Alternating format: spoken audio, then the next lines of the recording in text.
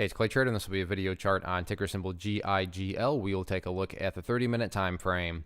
Real quick, what do I mean by 30-minute in case maybe you're new to charts? Instead of each one of these candlesticks here representing 1 day's worth of price action, which is what you would normally see, each one represents 30 minutes. So while this here may look like several days worth of time, it's actually just today's price action broken down into 30-minute time slices.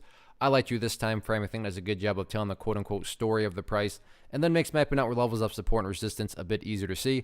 I don't mean to state the obvious, but I will anyways. Very, very nice day here. Good solid volume, and the price reacted nicely with it. So let's first start mapping out some levels of support, then we'll talk about areas of resistance. First area of support, and I would call this the ideal level. I mean, hey Clay, what would make this chart look the absolute best going forward is if the price can stay up above 0.195. Now, if the price drops below it, I'm not saying that everything's totally ruined or anything like that. But yeah, preferably speaking, if the price can stay above 19.5 cents, that would be a very big sign of power for the bulls. But again, not a must-hold level by any stretch of the imagination.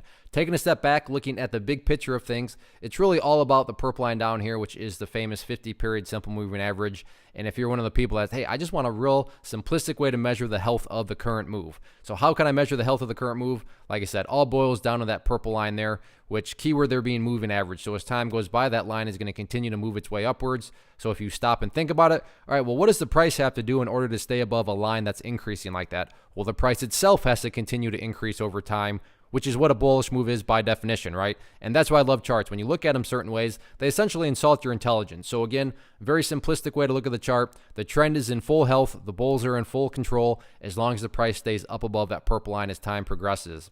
Now, what about areas of resistance? If this movement is going to continue upwards, where are some of these battlegrounds at? At this point in time, I'm just going to talk about a single level of resistance, and I'll explain that in a second. But that key level of resistance is going to call right up there at 21.5 cents. Why am I just going to talk about one level of resistance? Well, in my opinion, breaking levels of resistance, not really top priority right now. Top priority for me, building a higher base, going through a healthy consolidation, because looking over the long term, as long as this stock is putting in higher lows, higher lows, higher lows, the long-term chart is going to take care of itself. So all in all, no doubt about it, very nice day today. We'll see how it all closes out the week tomorrow. One of the most popular questions I get is, hey Clay, how do you find the stocks that you trade? So what I've done is put together this free resource guide where I talk about the tools that I use to locate stocks that I find interesting and think may have potential. So if that sounds like something that could add value to you as a trader, then by all means, click right there to get access to the guide. The guide itself is very short and to the point, and like I say, it is free. Thanks for watching. Have a good one.